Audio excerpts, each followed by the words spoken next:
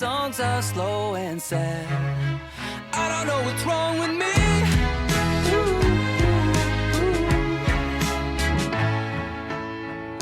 Welcome to the Sad Song Queens podcast, where we dive deep into the songs that make us cry. I'm Laura Webb. And I'm Lindsay Wolfington. Today we are talking with Moby about a song performed and co-written with Mimi Goese, When It's Cold I'd Like to Die, from the 1995 album Everything Is Wrong, which just celebrated its 30th anniversary since being released. The song may also be familiar to you from hearing it in The Sopranos and Stranger Things. Moby was born Richard Melville Hall in Harlem, New York. His father gave him the nickname Moby when he was 10 minutes old as a result of his hereditary relationship to Herman Melville. Moby started playing classical music and studying music theory when he was 9 years old, and then came of age musically in the punk rock scene in and around New York City in the early 80s. He released his first single, Go, in 1991 and has been making albums ever since. He has sold over 20 million albums worldwide, and according to TuneFind, has had over 155 placements in film and TV. In addition to making his own records, Moby has produced and remixed many artists, started a production company called Little Walnut, and hosts a podcast called Moby Pod. We met Moby earlier this year at the Guild of Music Supervisor Awards and are excited to welcome him today to chat about sad songs. So grab those tissues and let's get into it, because we all need a good cry. To begin, here's When It's Cold I'd Like to Die by Moby and Mimi Goese.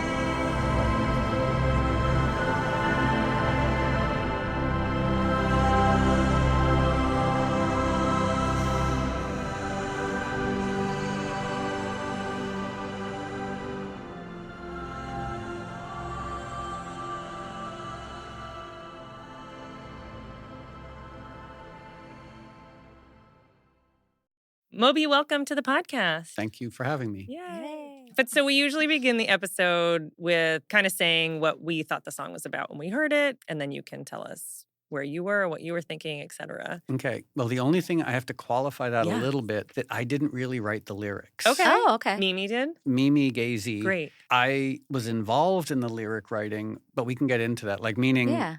I sort of pushed it in the darker direction. Yeah. Originally, it had been a little more ambiguous and a little lighter. Oh, okay. I was like, no, like, because it didn't really Yeah. have a hook. And I was like, when it's cold, I'd like to die. And she's like, but that's so grim. I was like, I yeah, know. Exactly. I grew up listening to Joy Division and Bauhaus. That's my wheelhouse. That's how Right. we do, Yeah. Well, I guess to that, my first question is, so did the song originate as the instrumental part? Like you created the chords? And... Yeah, so to provide a little historical context, so the year is 1994, All right. which is how old people like me start stories. Yeah. I feel like Grandpa Simpson. We love it. And I had never, ever thought that I would have a career as a musician. You know, I'd started playing guitar in the late 70s. Yeah. I played in punk rock bands in the early 80s. Then I became a DJ. But the shows that I played with my punk rock bands, there would be more people on stage than in the audience. Amazing. And when I So was fun. DJing, I was DJing at a dive bar in Port Chester, New York, playing to drunks and methadone addicts. Like, no glamour at all. Living in an abandoned factory. And then somehow in 1989, I started DJing in New York City, and I was offered my first record deal. And I couldn't believe that this had happened. I was like, Right. record deals were for other people. They certainly were not for me. So I got a deal with a label that at the time didn't actually exist. Oh, Yeah, funny. They didn't have a name or a logo Oh. or an office, but they had an idea to start a record label. and what was that? It's Or- called Instinct Records. Okay. I'll try and truncate this a little bit because as an old guy, I could ramble on a lot. But basically, so I signed a deal with a label that didn't technically exist. And I was the only artist on the label. And I would make records, but I was also the office manager. And so I'd be sending faxes and cleaning the kitchen, etc.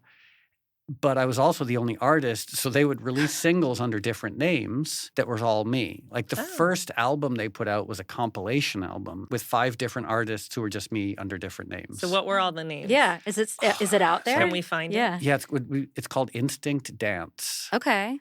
And what's in this time in the early 90s, the Yeah. dance scene, a lot of people worked under different names. So people assumed I was sort of in that vein, like trying to be cool and like being anonymous. I was like, Oh. no, this was just a way for the label to seem like they had many artists. So I left that label and somehow ended up on Mute Records and Elektra. And all of a sudden, 1993, 1994 rolls around, and I've been allowed to make my first album. So this was the height of the rave scene, you know, and I'm seen as this dance music guy, even though I come from the world of classical music and punk rock. And so I was like, this might be my only album. I have to put everything I love on it. So that meant, of course, some rave tracks, but some punk rock tracks, some ballads, some classical compositions. And I ended up with this incredibly odd, eclectic record called Everything Is Wrong.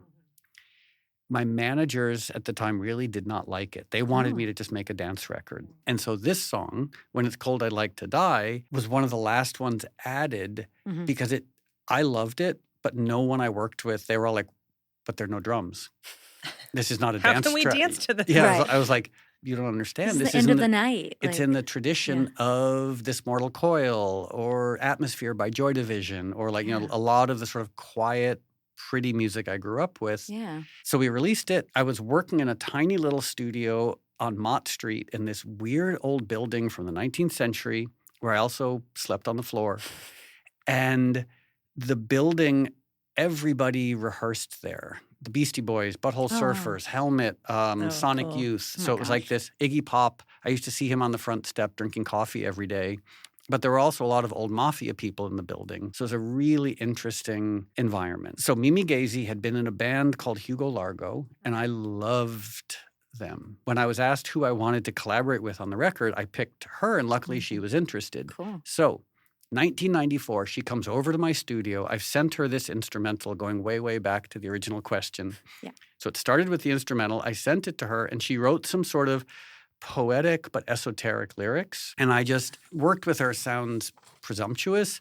I sat with her and sort of like looked at the lyrics and tried to make them less ambiguous. And that's how we ended up with these incredibly sad lyrics. Yeah. I'm curious, what did any of her original like remain? Like what lyrics were Oh, it's probably like from the start? 85% her and 15% just me tweaking and also enabling in a way, because she comes from a world of like experimental performance art, which Okay. is, as you probably know, very Right. esoteric. Right.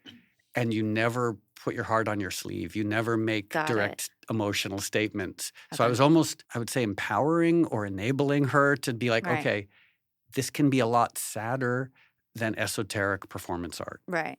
Is that what Hugo Largo was? Kind of that band? 'Cause I'm not It familiar. was a hybrid of the two. Oh, okay. Yeah, I think they only made one record. Maybe Michael Stipe produced Oh, it. cool. It's really I have special. to listen. Yeah, I want to listen to Yeah. it because her voice is, So and I cool. mean it in a good way, which we were talking about with Patrick Watson, who was on. She has an Enya vibe, you know, and like how beautiful Enya's vocals are. Well, Yeah. I made a very low budget documentary a few years ago called The Punk Rock Vegan Movie. Okay. Grand total budget of $85,000 Wow. for free on YouTube. But the Okay. reason I mention it is there's a scene in the middle where my best friend Bagel the dog interviews me Oh. Yes. and sort of asks, hey, Moby, I thought you were like the boy Enya. Why are you making a punk rock record? my Oh and my then- gosh. And so See, Bagel, Bagel and I feel the same. yeah, you so know? Bagel keeps referring to me as boy Enya.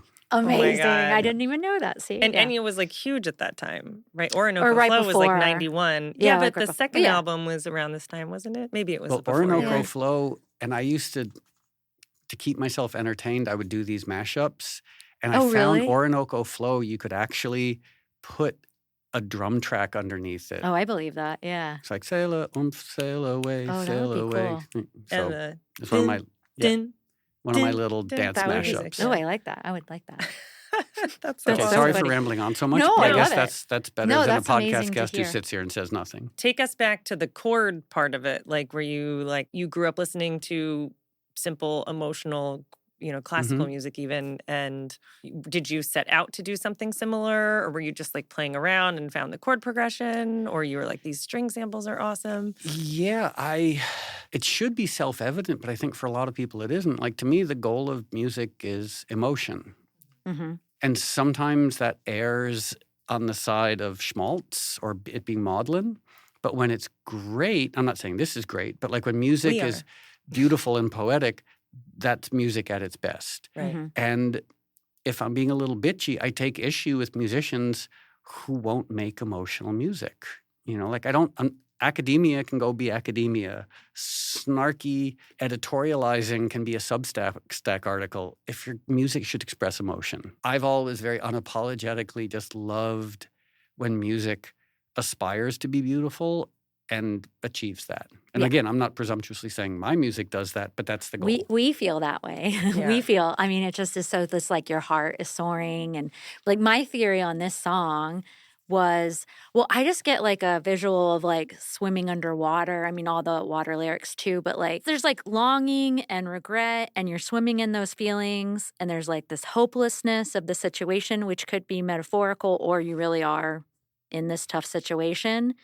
I get imagery of like almost drowning and being caught in an undertow is what I'm like in my head go to. I feel like ocean Yeah. metaphors are some of my favorite anyway. I know. But whenever you swim in the ocean, right, it's unlike a pool. Like there's the beach, but like if you look out, like there's almost no end in sight, right? Right. And I watched one of those movies where like the woman swims the English Channel or whatever, and Oh. I'm like, I would never do that because I would Yeah. feel like this. I would feel overwhelmed. I would feel cold. I'd be like, I just can't deal with this. And the English Channel is even kind of safe and Yeah. contained compared to like if you've ever had that experience of like I was in south of Perth in Australia. I knew from the map where the ocean was facing, where I was facing the ocean, it was endless. As in like Oh, wow. if you drew a straight line, you would hit land in like right.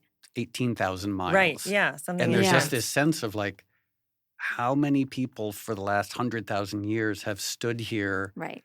in awe. Yeah. You know, Yeah. especially if it's Yeah. an empty beach, no people, no sign of civilization, where like Australia and New Zealand are really good for that because they're kind of empty Mhm. compared to us. Yep. So yeah, so those interpretations are great. Yeah. Is the cold, did you just really hate cold? That you No, wanted to die? that is just, I guess, emotional Uh-huh. coldness, like Yeah. when there's no emotional warmth. Right. But again, I don't think it's ever a musician's job to correct people on their interpretation. Absolutely not. Yeah, Yeah, you know. we've dealt with a lot of that, Yeah. and we get Yeah, I that. know people are like, I don't want to tell you. And you're like, okay. That's Yeah, it's my interpretation. Yeah. But other yeah. people's is equally valid. Right. Yeah. Unless they're saying that the interpretation is that they should go out and lock up immigrants. Yes. And, We're not into this is a that. call to. Yeah. We don't want them on here. Yeah. It's like they hear this and they're like, oh, it's reinforced my racism. I'm like, well, maybe that wasn't the intention. Yeah. Well, yeah. Exactly. And to go back to that, the question about strings. Yeah. And it's, I grew up studying music theory. Mm-hmm. And I tried to sort of combine my education in music theory with my love of simple music. Mm-hmm. Because as you probably know, in the world of academic music, they don't trust simplicity. And so I take the rudiments of music theory and then apply them to simplicity. Mm-hmm. Because when I was studying, to my great shame, and when I was 12 years old, studying jazz and studying classical music, and I Why is still that like shameful? because Yeah. it was just academic. Okay. My music teacher hated emotion. Oh. And so it was only studying scales that no one's ever heard of, or at Okay. least very Did few it feel people. like whiplash or like? It felt like whiplash, but just so academic. Okay. Like his sole criteria for assessing music was, is it complicated? Okay. And so there I'm 12 years old trying to learn Larry Carlton guitar solos. I'm like, this is not how 12-year-olds should spend their summers. Right. Any case, so I learned my music theory was sort of drilled into me, but then I fell in love with Neil Young and fell in love with old blues and fell in love with punk rock. And I was like, these are simple forms of music that the academics would loathe. Right. How do I combine the two? And so it's a song like this, it's just about very simple intervals, Mm-hmm. which, again, an academic would have contempt for. But to me, it's like there's just a simple beauty there. And there are a lot of other classical composers who work in that. Like Arvo Part would be someone. Yeah. Well, I was, listening to this last night and then going back and listening to Go, which is was such a hit for you and kind of the start of your music career, right? There's a similarity in it. I was never particularly into electronic dance music or rave or anything, but yours has those chords in it. For me, I need the chords, the way you bring in a vocalist, even if it's only for right? I'm in, right? So I appreciate, the chords and emotion that you the beauty that you bring into all styles of music. Well, and not to sound too repetitive and like a tautological broken record, but in the world of electronic music in the 90s, there were a lot of people, music journalists, et cetera, who were so afraid of emotion. Yeah. And so when you tried to bring vocals, there were, and I'm not looking to pick ancient fights, but there were producers who wouldn't have vocals on their record. Yeah. Right. And that's what you need on the dance floor is that thing to hook into and that you're like, oh my gosh. Well, Yeah. that was another realization I had at some point in the 80s. I was spending time in New York because I lived in Connecticut in an abandoned factory. And so I'd sneak into New York on the train and go out to nightclubs like Danceteria, Peppermint Lounge, A7, which is more of a punk rock club, Fallout Shelter, Mud Club. And I would go to these venues to hear punk rock bands or indie rock bands. Mm-hmm. But then the DJs before and after would play different types of music. You'd go see Black Flag and the DJ beforehand would be playing reggae and the DJ afterwards would play gay disco. Amazing. And so as a result, you're like, okay, There's all these. this is interesting. Right. And what I learned from that world was the simplicity, the beautiful simplicity of dance music. Mm-hmm. That a disco diva singing I Love You at the top of her lungs, to me was more lyrically profound than, I don't want to name names, but some overly complicated lyrics that have 11 verses and literary references. I'm like, by all means, have literary references, Sure. but the beautiful simplicity of just one voice singing something simple. No, and I listened to your on Moby Pod, The History of Raves. And because I grew up in the club world and I was in Europe and I was in Munich, London, and Paris, like in my teens and 20s. So I was very much part of the although I don't think they in Europe called them raves. Like as I was thinking when I was listening, like we would just say like we were going clubbing or something. It depends. I mean, like raving really started in the UK. Yeah, okay. And a rave there was very specific, meaning it didn't happen in a nightclub. Right. So if you went to a nightclub, it's almost just physical structure. Like if you're going to a nightclub, that's clubbing. Right. And if you go to a field in the middle of nowhere, that's raving. All right. So I didn't go to the field. So then I was clubbing. Okay. Then that was because I was listening. I was like, I chose USC as my college because it has warm weather and it had a film school. But I remember being like trying to find things that were like the raves were so different in LA versus Europe. But the songs like me and my friends that would connect to were all the really like, these beautiful breaks and these beautiful like because that's the emotion that you're trying and you're trying to express motion. It's not just like, let me just shuffle or something on the dance floor. But but your music played a big part in our clubbing days. So I'm honored to have been involved. Yes. My friends that I studied with in London will be very excited that I got to meet you. So Can we just touch on why were you living on the floor of an abandoned warehouse? Well, I had spent many, many years living in abandoned factories. And originally it was necessity. In the mid-'80s, I was DJing 3 nights a week, getting paid $40 a night. And that was – so I was, pulling down about $2,000 or $3,000 a year. And the only thing I could afford – was what I called squatter's rent. Oh, wow. There was an abandoned factory in Stamford, Connecticut, and the security guard who was sort of protecting it, people would pay him $50 a month squatter's rent. Oh, wow. So I moved there out of necessity. It also had free electricity because they'd forgotten to turn off the electricity. Amazing. But it didn't have heat or I didn't have a bathroom, so it was pretty rough. Right. And the neighborhood was a crack neighborhood. Oh, gosh.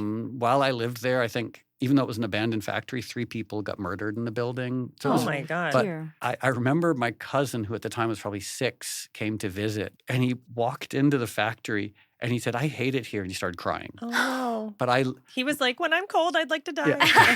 That's where it came from. But I loved it because it was so much space. Okay. I mean, literally millions of square feet of empty space. A friend of mine who lived there would ride his motorcycle up and down the hallways. Oh, wow. It was just empty. Did you have like a door you could lock for like your stuff? I had my little door Okay. that I could lock, but there was no one on my hall. Oh, wow. So I had my hallway was probably 100,000 square feet of empty space. Oh, wow. And every floor of the building. So you could just go exploring and find stuff, but the emptiness was just amazing. And so I really fell in love with that. So when I moved to New York, I was like the opposite. Yeah. I moved to an apartment with some friends, and then after that, I found this factory where Sonic Youth were rehearsing, Amazing. and I got this little room, and I was just pretty happy living in my studio, sleeping on the floor with a futon that I bought on Broadway and Bleecker. And how long did you live there? Till about 94. Then I had my first real serious relationship, and I learned they weren't something. into the factory. Turns out, you might be surprised to hear this, not to make gender generalizations, women generally don't want to live in abandoned factories and crack neighborhoods without bathrooms and running water. I think bathrooms would be the non-negotiable Yeah. for me. Yeah. So I was sort of told, okay, you can keep your space in the abandoned factory, but how about we get an apartment Okay. with heat and a shower and doors that lock? And I was like, okay. Felt like compromise. Would you do like a space heater? Because like... Yeah, because there was electricity. So I had a bunch of space Okay. heaters. Okay. Because I'm like, oh my gosh. In the summer, I found an air conditioner in a friend's garage, and I used that. So is there any rehabbed factory here in LA? Like is that where your studio is? Or? No, I live in a nice house in Griffith Park, right in Los Feliz. Okay. Now you're in the woods, the opposite of the warehouse. Yeah. And I love it. Yeah. So, but there's still emptiness. Yeah. Like Griffith True. Park is so amazingly empty. That's true. So I guess there is given the song that we're talking about, and this, like, there's definitely like a recurring sort of like love for you need that, emptiness clearly. and solace. I was going to say, does this inspire a lot of your music? It does, but I'm not sure how. Right. Yeah. Well, when it's your reality, it's going to come out one way or the other, probably, right? Yeah, it's hard to sort of like deconstruct your own subjective response. That's to what something. we're here for. Were Okay. you working on this song when you were in the factory? When Yes. It's cold? Okay. And it was actually being worked on during, not surprisingly, a breakup. As some of the best music is. Yeah. Yeah. Right? Yeah. I almost feel trite in saying that, but yeah, it's No. definitely like Yeah. the emotional context was being informed by a Yeah. breakup. Was Play also? There's a lot of heartbreak in that, I feel, in that album. Play was just an unbelievably dark time, like almost like comically if it wasn't so sad. Yeah. Like when I was making Play, my mom had just died of cancer. Oh, sorry. gosh. I was battling alcoholism and drug addiction and Oh. mental illness and depression and anxiety. I had Mhm. lost my record deal. I'd been dropped by Elektra. Really? Yeah. Huh. And so I'd bought an apartment in a renovated abandoned factory. In New York? Yeah. Uh-huh. But I could barely afford it. I was going broke. And I was like, what? So it was written in that environment of like, I don't know if anyone's ever going to listen to this. This is probably going to be my last album. Then I'll go back to school and become a philosophy professor Right. somewhere.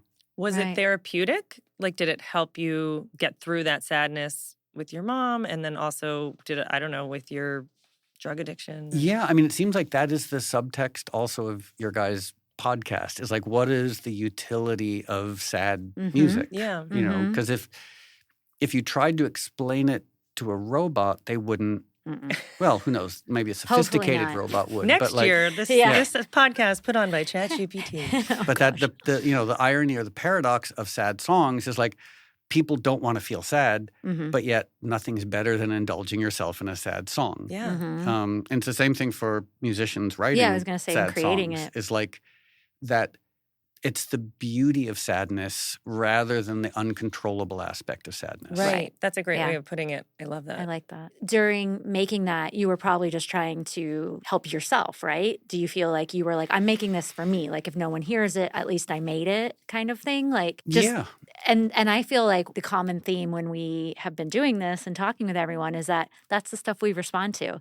Like even like you living your true authentic self and expressing that, that's the stuff that we respond to. Like, yeah, a pop song's great and we love it, but that's the stuff that sticks with you, that helps you get through a tough time because you're like connecting. Like maybe it's not the same exact emotion you were going through of like your mother being lost, but like you're in an equally hard time and this is like, oh, someone also going through this really helps me, you know? Yeah. I mean, so do you know Daniel Miller? He's the guy who started Mute Records. Okay. Okay, well, we know you, but yeah. And Daniel, so he started it in his bedroom in the late 70s and he signed Depeche Mode and he signed Nick Cave and signed No big deal. so Yeah. many, so many different people.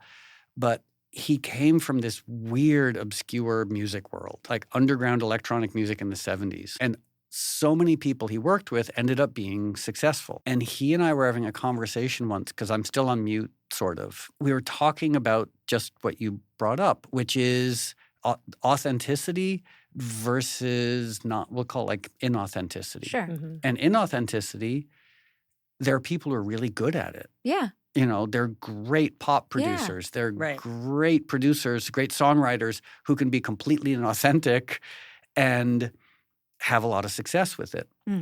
And Daniel once said to me, he said, yeah, we can't criticize them. That's their job. Like they produce generic pop music and they're really good at it. He said, but we shouldn't try to do that.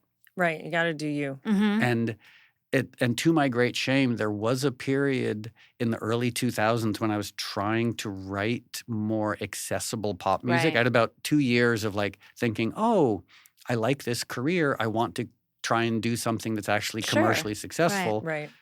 Even though any commercial success I had been accidental. Right. When I tried to do it, it's the only music of mine I can't go back and listen to. Really? Because Did you was release coming- it? Oh, Or- yeah. Okay. Yeah, and it's Okay. but it's coming from the wrong place. Right. It's coming from a place of trying, in my mind then I was like, well, I'm trying to be authentic, but I'm also trying to be commercially successful. I want to make something that will get played at radio, but that will also have underground cred. And guess what? None of that happened. Right. You know, I mean, I just think in life too, like you're trying to be all these things for different people. You're not, you got to be like, show up and be yourself. Well, and isn't Play technically your most successful, commercially successful? yeah, it depends what country. Okay. Oh. Yeah. Weirdly, so the album that I wrote that tried to be more commercial. It's called Hotel. And it has one song on it called Lift Me Up Oh, Okay. yeah. that Yeah. in Europe is the biggest song I've ever had. Right. Really? If I tour, Oh. which I avoid touring as much as I can. If But I play, you're touring for Play, right? Soon? You're- oh, well, I did 7 shows Okay. in Europe last Oh, was autumn. it? Okay. Okay. Okay. And the money went to charity. Oh, okay. And it was just 7 quick shows. Okay. Oh, And I'm cool. doing one show here in May Oh, cool. with this French company called Circle Odyssey. Oh, cool. They do these crazy visuals. And I was like, oh, that sounds interesting. And Yeah. I That'll be get to fun. go home after. Oh, Yeah. yeah. When I've toured here, if I play that song Lift Me Up, that's when people check their phones or go to the bathroom. But in Europe, that's always that's the encore because it's Huh. the biggest song, but not in the UK. If I play it in the UK, no one's interested. Oh, Oh. interesting. I mean, so- I definitely remember it. Yeah. Yeah. So the album for sure. Play was the most successful album I've had, but there have been a few other odd moments in different countries. Mhm. Like in Brazil, I had one song in a Brazilian soap opera. Yes. Amazing. The song's called, I think it's The Perfect Life. And so that's my biggest song in Brazil. Amazing. Whereas any other country, no one would even know it. Well, that's a great segue into Sync. Yeah. When Yeah. was, we were reading, you had a big placement in Heat, which was kind of like a big thing. Was that your first placement ever? The first was a very odd, interesting movie called Cool World Oh, yeah. by Ralph Bakshi. Okay. And Is which that track of Belle yours was or- on there? I had 2 songs on Oh, okay. there, but I don't remember which ones. okay, we'll check so it. that would have been Yeah. the first sync. Okay. And then this makes me question my judgment because in 1994, I was approached to have music in 2 films. Oh, okay. One, Michael Mann's Heat, Uh-huh. Right. and the other, my friend John Payson's movie, Joe's Apartment, which is about a guy in New York who talks to cockroaches. With the cockroaches. I Yeah. totally remember this. And Cool World was half animated, right? Yeah. Yeah. I think Brad Pitt was in it, but I'm I but- was about to say Brad Pitt, but then I was like, that feels really early for him. But I think he was in Thelma it. and Louise was like 92, 91. Yeah. so But that it was makes also, sense. no, very few people saw it. But I remember it like culturally kind of being a thing. It was kind of after Who Framed Roger Rabbit. It was Oh. the dark version of Who Framed Yes. Roger Rabbit. I Yeah. need to watch it.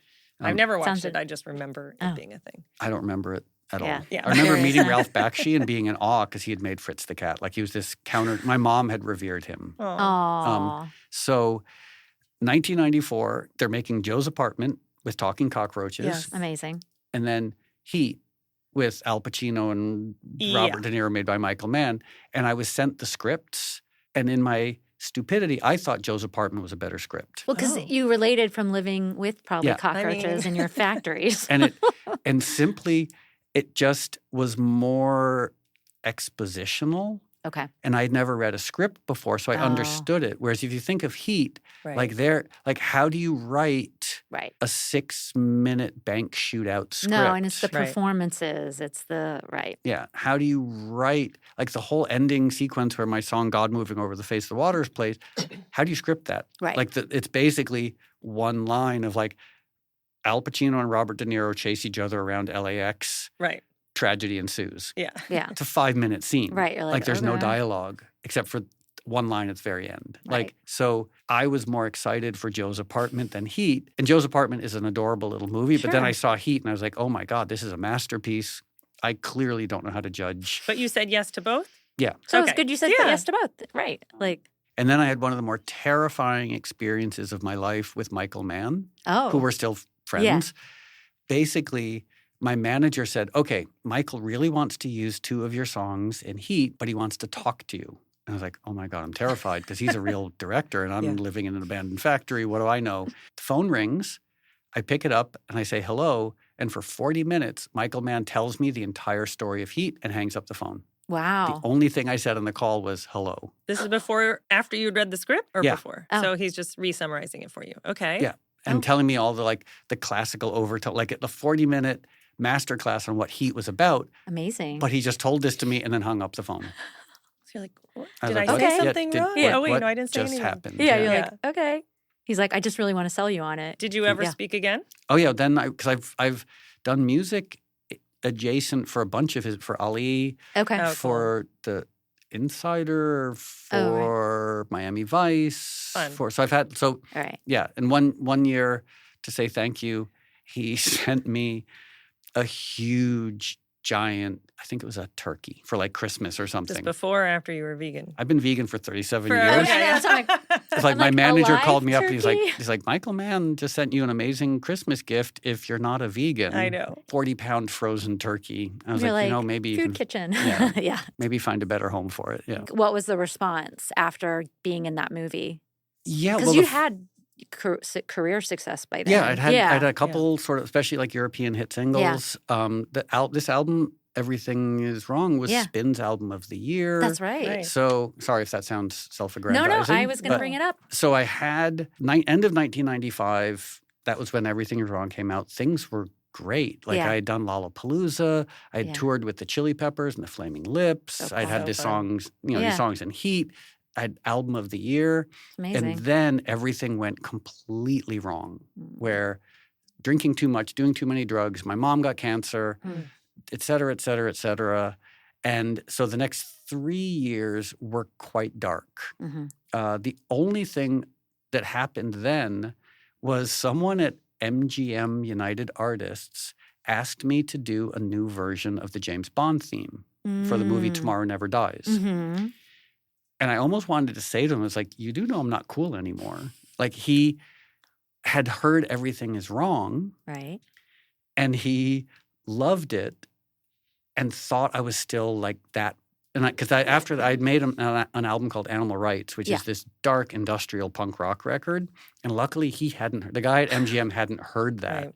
So I did my version of the James Bond theme, and it did really was a top 5 single in Europe. But at the time, I was still in a very dark place. The only other interesting thing that happened during that time was Axl Rose asked me to produce Chinese Democracy. Again, very strange. Out of the blue, I get this call from Axl Rose saying, hey, he liked the album Animal Rights. He was like, I'd really like to talk to you about producing my next record. So I flew to LA, spent time with him in his studio, really liked him. He doesn't like me very much for reasons I don't fully understand. Oh. I think it came down to either produce Chinese Democracy or make the album play. And I was like, well, this was hard because Chinese Democracy would have paid well. Sure. Right. But instead I was like, I think I just have to make this one last record. Did you make it just for yourself you weren't signed yet? You just were like, I just need to make this? Or I was still signed to Mute Records in Europe, which basically was the result of Daniel Miller had never dropped an artist. Oh. Still to this day, he has never once dropped an artist. People have left the label, sure. But I think that's just his ethos is don't drop an artist. I was still signed to Mute, but I didn't have a deal anywhere else. Got it. Okay. And so I went to every label that exists in Los Angeles and New York, and they all passed on it. Wait, and then V2 said yes? Right. And there's a slightly funny story. So I released a single called Honey. It's the first song on Play, but this was like a year before Play came out. Okay. And my friend Jay, who I had grown up with, in the 80s, we played in an industrial band called Shopwell. Unlistenable, wonderful and unlistenable. And Jay started working at Tower Records on 4th and Broadway. Amazing. And as a favor to me, he bought one single of Honey because it had been pressed in the UK. And he put it in the Tower Records singles bin. Unbeknownst to me, a DJ from Woodstock named Nick Harcourt was at Tower Records, and he bought that copy of Honey because he liked the cover. The one copy. Wow. And he then went to, do you know the radio station Woodstock? No, because I only ever know him at KCRW. Okay, so he was in Woodstock, and he played the song Honey. And at that time, an A&R person from V2 was driving in her car listening to this radio station. And so I got signed as a result of my friend Jay doing me a favor and putting the single in the basement of paying it forward, right? I love this story. That's so amazing. I also love the I heard this song on the radio, because I've done that. I'm like, what is this? What is this? It's so we need to do something with it. Especially because this was before Shazam. Yeah. No, that was our way, right? Yeah. So I think she called him up and said, what is this? Back when the radio station might answer the phone. Yeah. Yeah, really right. It wasn't just a certain, I worked at WBRU in Providence in the late 90s, so we definitely gave Play some love and stuff. Yeah. Because BRU, was that a commercial station? It was commercial, but it was all Brown students DJing. And did you go to Brown? Yeah. Okay. I love Brown. And the funny thing about it back then was, what's his name? We used to go to Funk Night. Oh, yeah. And the DJ for Funk Night was this guy, Craig Kallman. Oh my gosh, who ran Atlantic Records. Yeah. Oh. Yes. But are you friends with Craig? I met him. I didn't meet him back then because Okay. like he was the DJ at Funk Night. That's Right. way too cool. But I met him years later when he was at Big Beat Records. Oh, yeah. And then Amit Erdogan brought him on to Atlantic, and then he ran Atlantic. Wow. But one of the nicest passes that I got was from Chris Blackwell, Okay. who started Yep. Island Records. Okay. So he really wanted to sign Play and release it, Uh-huh. but he didn't think his label was in a good enough place for it. Oh, okay. And he was so wonderful, like really just like, Yeah. not surprisingly, the most respectful conversation and pass I had for Play was from Chris Blackwell. Yeah. The Yeah. elegant music business legend was the one who took the time to actually. I love when that Yeah. happens too, that you're like, oh, okay, there are some good ones. The album Play, when it was released, got no radio play, apart from Nick Harcourt, Amazing. and almost no press. It got a lot of bad reviews. Wasn't getting played on MTV. The only people who were supporting it were supervisors. Wow. Mm.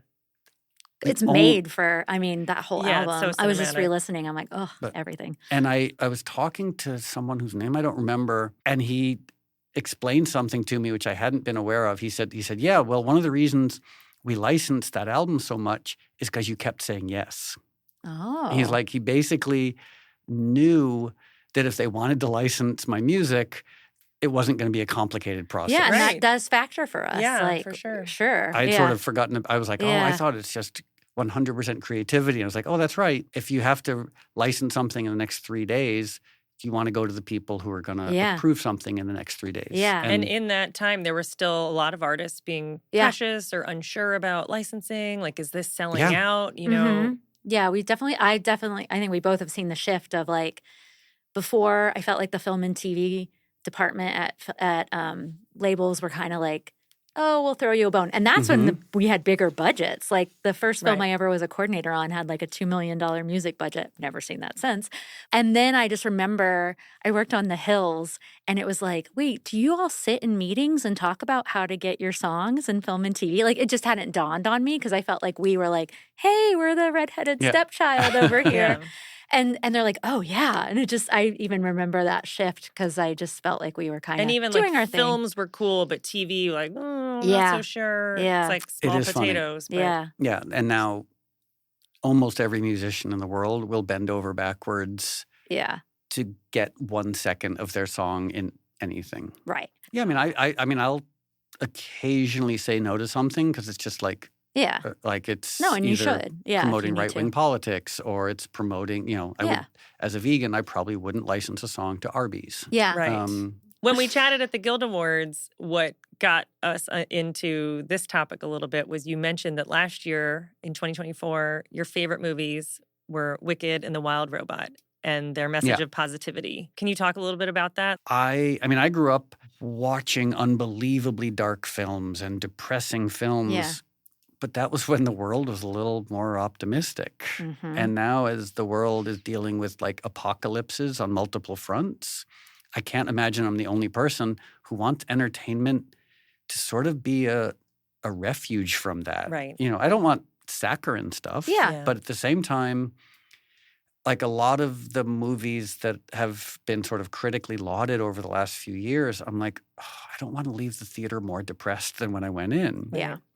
By all means, Yeah. be sophisticated, be smart, indulge in themes of darkness, but be generous and create something that so when people leave, Some hope. I Like feel- walking out of the yeah. theater like with an element of hope. Like we went through that, Yeah. but like some catharsis. I'm so with you. Yeah. Yeah. Well, So- and in the 2010s too, in television, there was the whole theme of like the redeemable asshole, essentially. Yeah. Right. And I remember Mhm. my husband, he doesn't work in entertainment anymore, but he worked for a writer management company at one point. And he was like, if you don't like the character, why are you invested to come on the ride? So he never got on that bandwagon. Yeah. But I feel like for 10, 15 years, we got like Ray Donovan, these are huge shows. People loved it.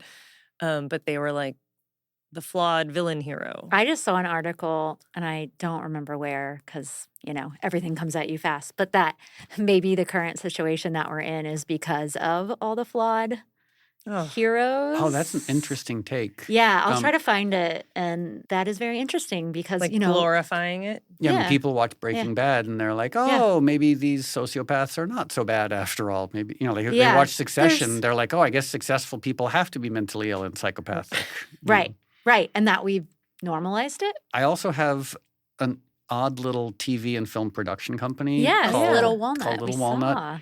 And one of a spec script that we're looking at right now for a TV show, and it basically the premise, because I don't want to violate the author's Yes, of course. confidentiality, but basically the premise is like, oh, as humans, we love psychopaths. Like Right. we keep, there's that old cliche of like when someone tells you who they are, believe them. Look at our art, look at our heroes, look at we love We psychopaths. know all their names. Yeah, and we all our TV heroes, they're all either psychopathic or on the psychopath, antisocial personality disorder spectrum. And so it is a really all the true interesting crime question. that we like. I was going to say, because I don't love the shows with these kind of psychopaths, but I love the psychology. Like I grew up watching like Unsolved Mysteries. Yeah, like these murder mystery documentaries. So it's interesting. I'm almost more fascinated when it's real people. What's wrong with me? I don't think you're in the minority. No, I think I a lot know. of people are like Or that. maybe it's because I don't understand it. I'm so fascinated with it. I hope. Let's go with that one. Sure. I know there's a British psychologist who wrote a book a few years ago, and I wish I could remember the title, but I read some article about it, and the premise was basically what we can learn from psychopaths. Okay. Yeah. And it was actually kind of interesting because, for example, like and I guess psychopath is not a clinical term. It's not not in the DSM-5 or wherever they are now. It's antisocial personality disorder. Oh. But she was saying the people, because she works with psychopaths, it's much easier to say than antisocial personality disorder people. Yeah. She works with them in prisons. Okay. So these are the worst of the worst, like the people who have murdered, the serial killers. But there's stuff that they don't understand about us, like why we stay in bad relationships. They're like, that doesn't make sense. If you're in a bad relationship, their response is like, you leave or you kill the person. Right. I'm like, minus the killing part, I'm like, yeah, I can see it. I've definitely spent decades of my life stuck in bad relationships. And I'm like, in hindsight, not obviously killing the person was not a viable option, thankfully. But, why stay in something that's making you miserable? Right. And it was kind of interesting because my best friend is a dog. Bagel? Little dog named Bagel, Yes. 11 pounds. We might need to put her on a diet because she's supposed to be around 9. Oh. Poor Bagel. Oh. But It sounds like Bagel's doing okay. Yeah. but because I spend a lot of time with Bagel, I am often wondering, like, okay, how does she see the world or interact? Like, for example, her sense of smell is 10,000 times better than mine. Right. Her sense of hearing is better than mine. Her orientation toward the world is different than mine.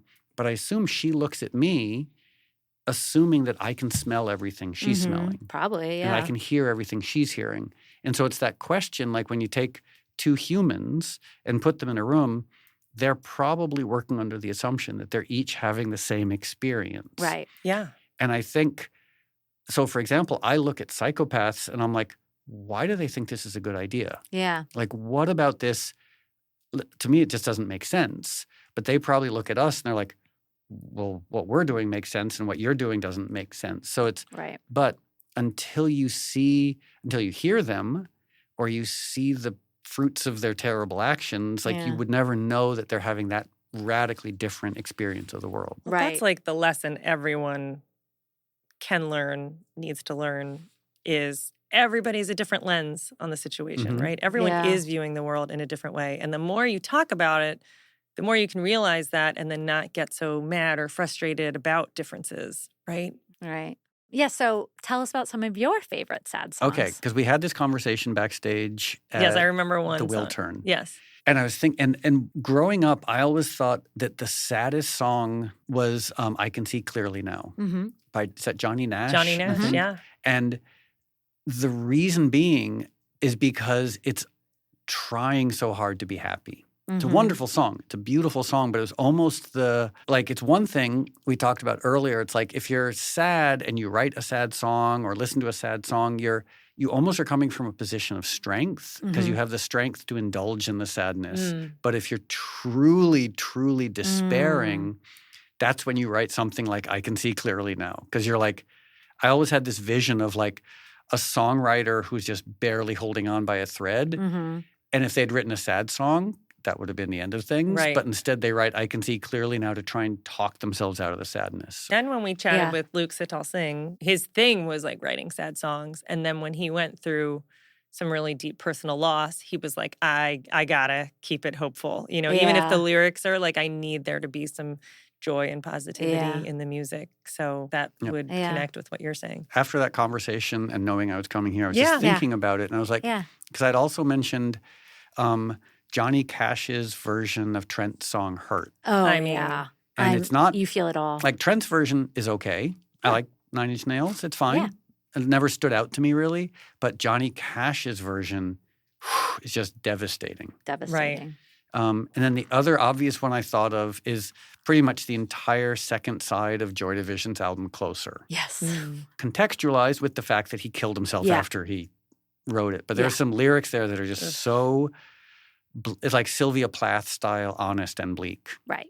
Right. I mean, like, because Jeff Buckley's one of mine. And, like, just, yeah, is it colored? Well, I mean, I felt it was sad even before he died. But, you know, now even listening at that he died so young. But I don't know. There's some people that you just feel like weren't long for this world. Like they were too sensitive. And they Yeah, were Jeff too... and I were pretty good friends. I Oh, actually went to really? one, I think it was either his first or second show at this Cafe Chenet in Yeah. New York. Yeah, Because that was the live album that was released, like the Shanae. He had a... Yeah. And because my ex-girlfriend, when we broke up, she started dating Jeff. Oh. And so we sort of came up musically around the same time. Oh, yeah, that Right. makes sense. And we lived in the same neighborhood and we were Oh. friends. And he was such an idiosyncratic person. Uh-huh. It's hard to describe how, like, I know he looked like Luke Perry and like Yeah. beautiful voice. And like the last time I saw him was 1995 doing Lollapalooza. He was Oh. backstage. This is him in a nutshell, wearing a very tiny pink Kylie Minogue shirt and a top hat. Sure.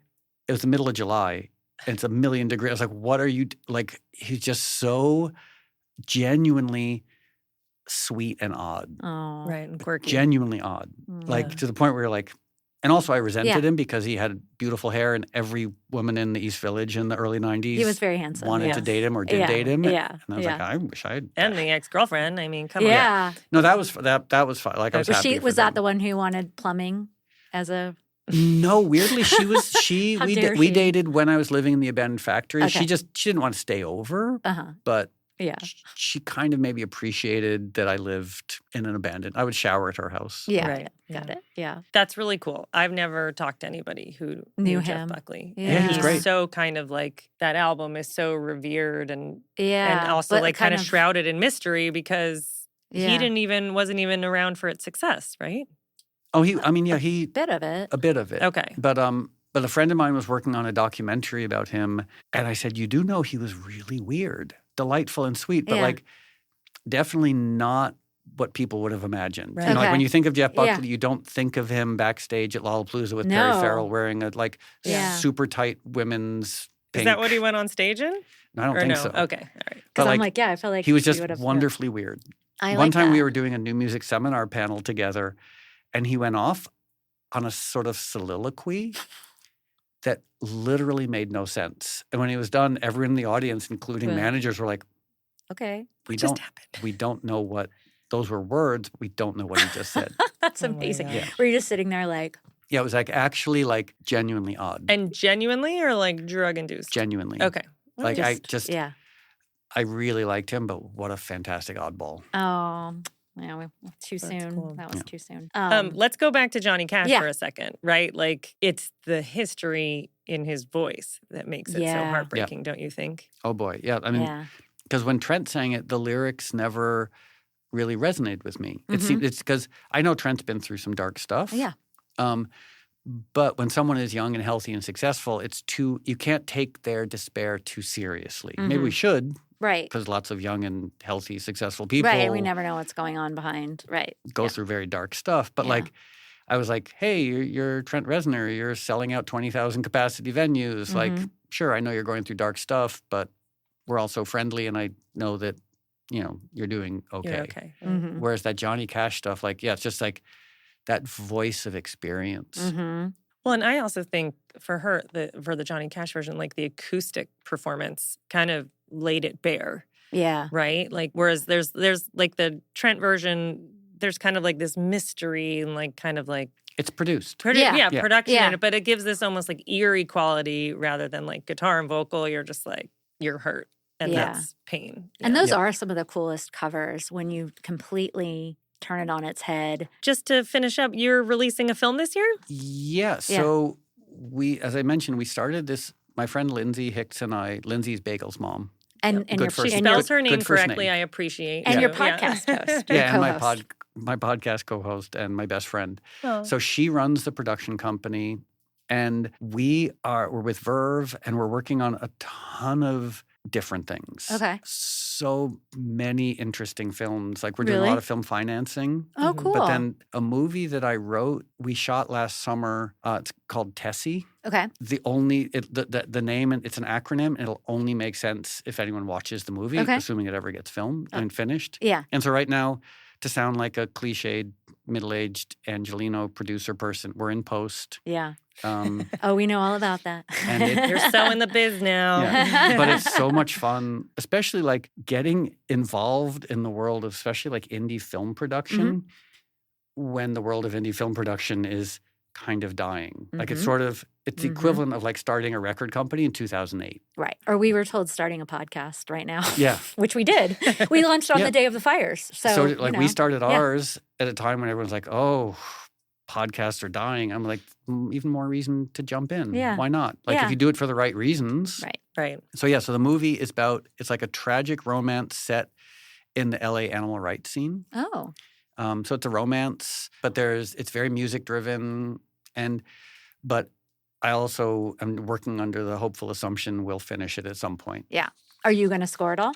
Yeah. Okay. Yes. I mean, Yeah. it'd be weird to, Yeah. considering I work for free and I have a lot of music. Yeah. Right. Yeah. Right.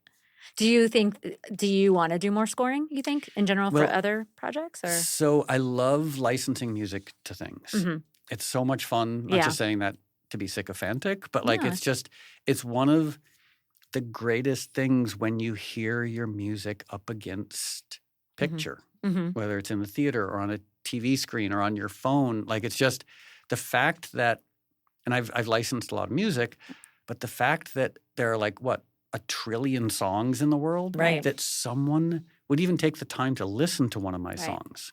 Like you could be listening to anything else. Someone has taken the time to listen to one song that I wrote. That's Right. amazing.